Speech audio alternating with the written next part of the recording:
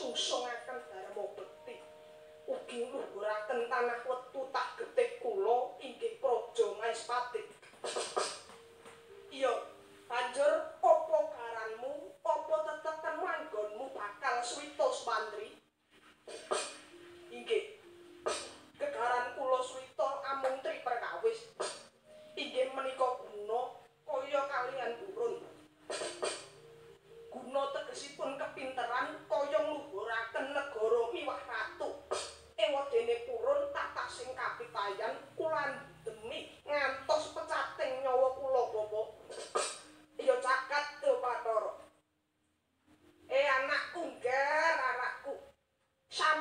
pun bapa bakal matur yen ora liya babagan anggone sira bakal ngawula marang ratu.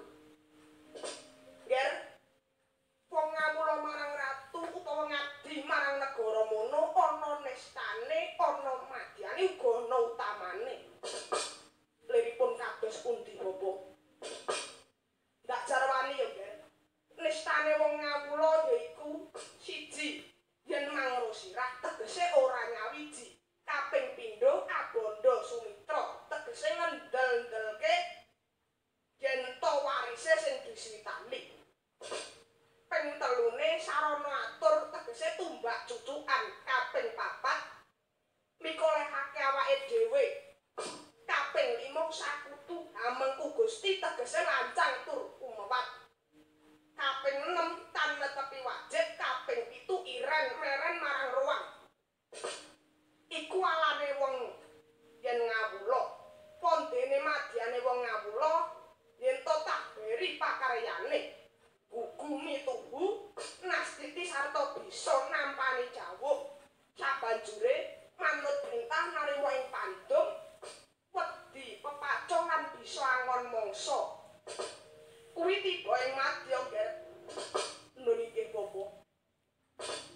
Ewadene utamane wong kang ngawula yaiku sepisan gemi marang kagunaning ratu. Kaping pindho bisa ngreksa wewadi. Kaping 3 nastiti. Kaping 4 ngati-ati ing solak bawa. Tanggap ing sasmita kudu sentosa lair lan batine yen nuju dicoba. Kang pungkasan madhep lan mantep yen diboboti pagawean mbuh kanteng mbuh abot sumantri. Mula kang saka iku sabisa-bisa suwita marang ratu kang kasektene ngungkuli marang jeneng sira. Sira wis duwe bobot nanging isih kurang bebet. Mulane diage sing prayitna gegaran sentosa ndak sangoni senjata cakra kinarya colok ing obor laku mungger. Wong ngawula ing ratu lan pegawa nora kena mingkrang-mingkring. Kudu mantep sartanipun.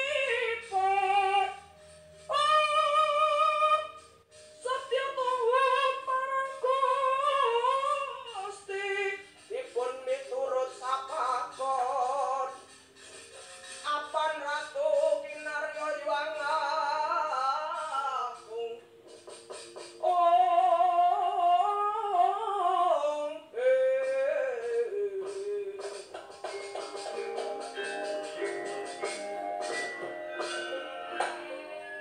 Ngaturaken genging panuwun ingkang tanpa pepindhan.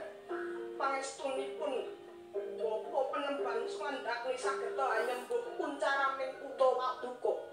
Iya ya, Nger. Sedya ayu mangjora ayu sak lakumu, Nger.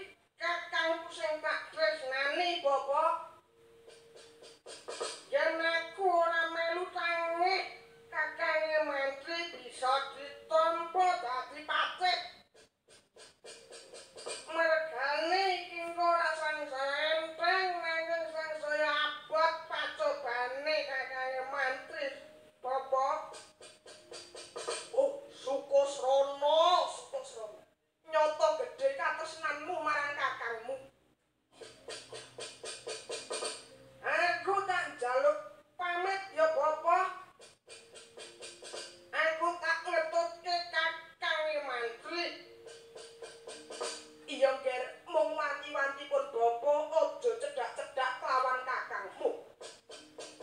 Lamun adok cedhak ana yen cedhak adono biar Sutasrana.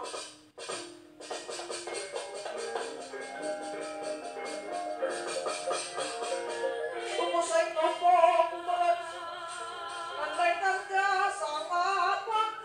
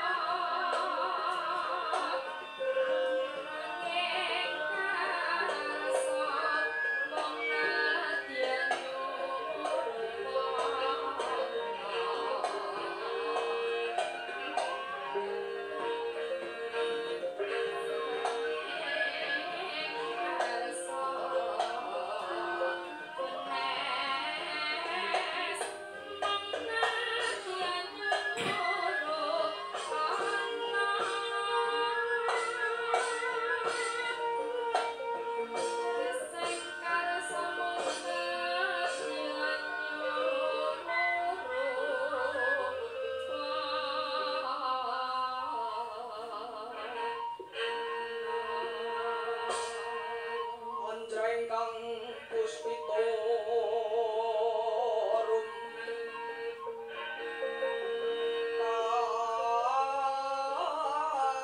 kasiliring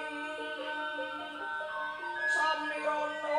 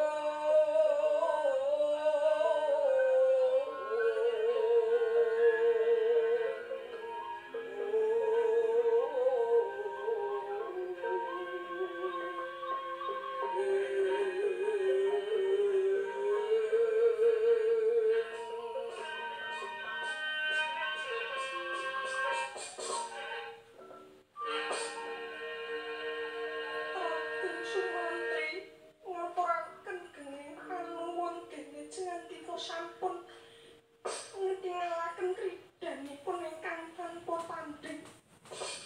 Inggih semanten mugi kula Raden ngaturaken panuwun kang tanpa pepindhan nyata jengandika Raden Sumantri mustikaning Satyatama. Inggih sampun dados kewajiban kula ngentas panandhanging paduka kekalih. Samangke kula nyuwun dawuh mbenjang menapa paduka Sang Dewi kersa kaboyong dhateng Praja Maespati. Raden sampun waswatos ing penggalih. Kadang kula sepuh Kakang Mbok Citrawati boten badhe suwing janji. Namung kemawon Kakang Mbok Dewi Citrawati boten rena bilih guru lakinipun ing benjang nalendra ingkang remen ramban tresna kang sarta tipis ing kaprawiranipun. Inggih Raden, leres napa ingkang dados aturipun Yayi kula pun Citragata. Lajeng kersa paduka kados pundi Sang Dewi? Menawi Raden Sumantri nedya boyong dhateng kula, keparenga kula nyuwun bebana Raden. Kusumaya darbe pamundhut menapa? Kula purun kaboyong dhateng Maespati menawi Raden Sumantri kestu dados rana. Anggen kula kepengin ngawuningani sepinten kawegikan dalah kasudepyan calon guru laki kula. Ingkang menika Raden, mugi katur nawala kekancingan saking kula. Katurna dumateng Sinuwun Prabu Arjuna Sasrabawen Maespati Raden. Sang Pantara Ratri amung ceta pukulun tanah liang kasih mila katon ingkang tundha manik rasa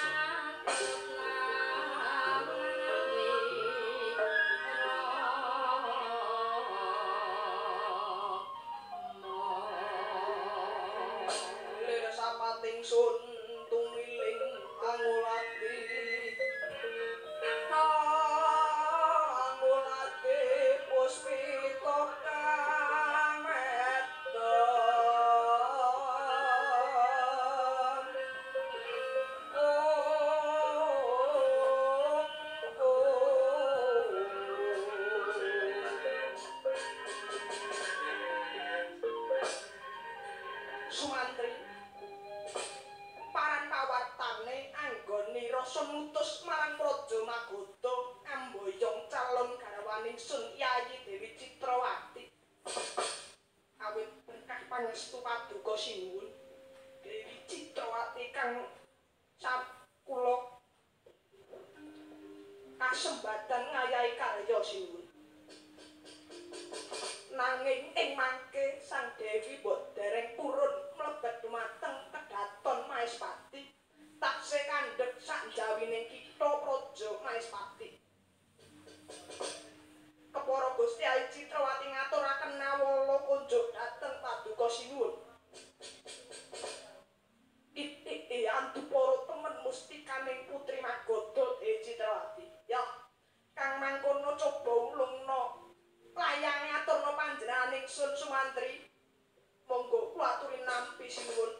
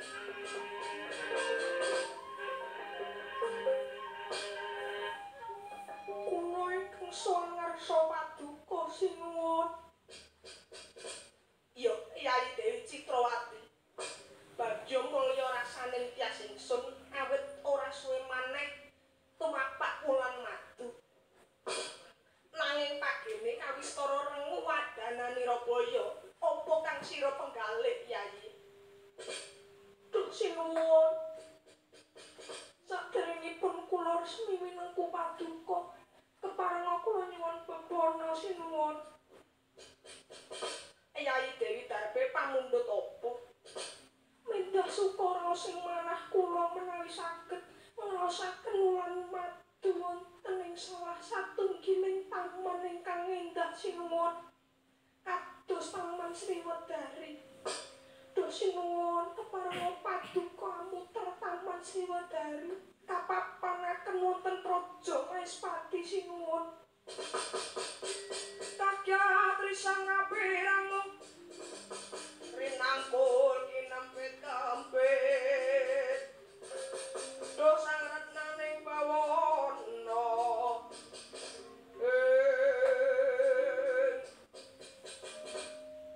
jejering Nalendra lan guru laki jeneng ingsun kudu bisa nyembadani pamutaing garwa. Pamundhute Dewi Citrawati iki uga dadi pakaryan kang kudu sira tindakake Sumantri. Amung kanthi wangunan saratri kaputra sarana puja bisane Taman Sriwedari mapan ana ing Maespati. Ayo nganti wagingsir rerenggane lan gogrok godhonge salomba. Niki dateng saken daur sinuwun.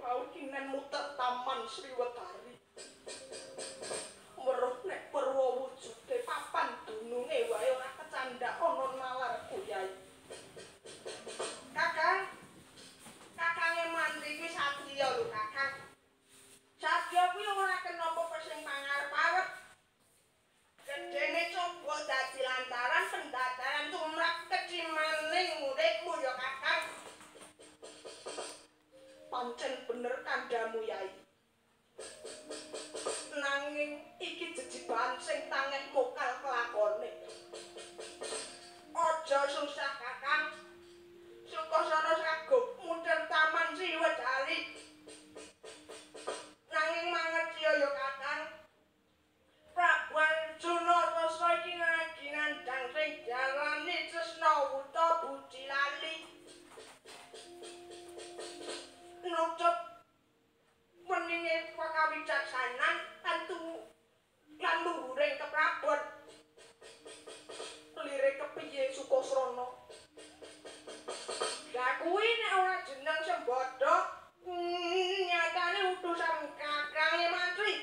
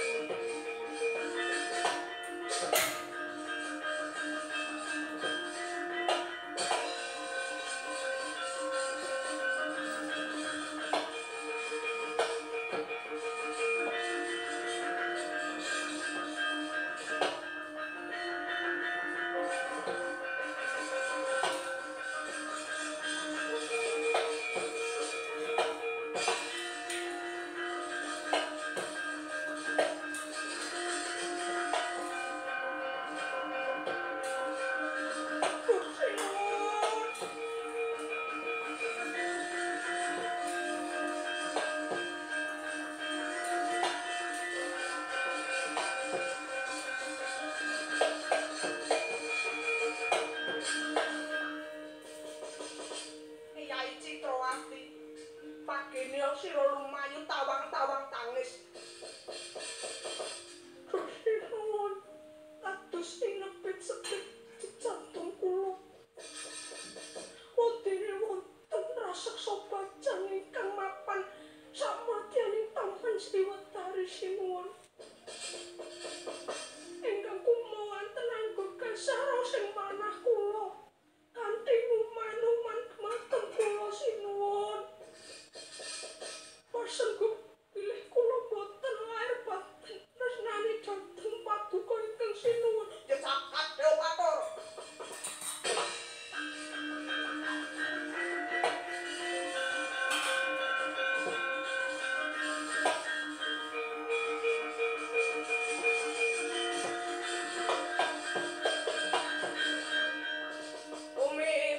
Kanjeng langit kelap-kelap katon lar kinjang ing sang mawar kandruk. Oh sidhet sinuwun pelaturi nyirep ramantyaning penggalih sinuwun. Sumantri tapun jeneng ingsun ora paring pidana bakal sangsaya ndodro pakartine buta bajang. Iki tak gawani keris pusaka Arjuna Sasra. Senakno buta bajang pikir sinuwun.